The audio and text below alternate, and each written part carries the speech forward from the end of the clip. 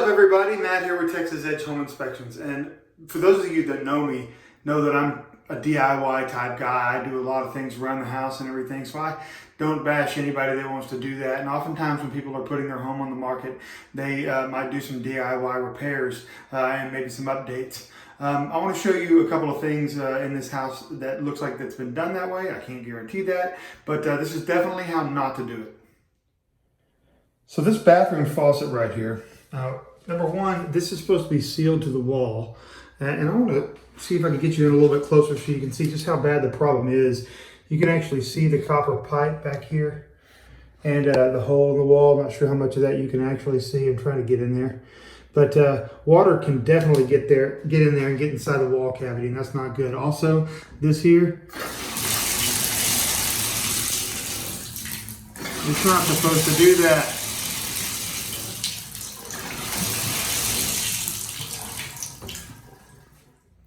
That faucet doesn't really have a defined off position where it actually stops. You can usually just pass the off position and just keep water running. It's supposed to have some sort of stop in it.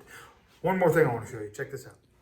A lot of times in these homes, after they paint the walls and everything, they'll replace all these outlets with nice shiny white ones.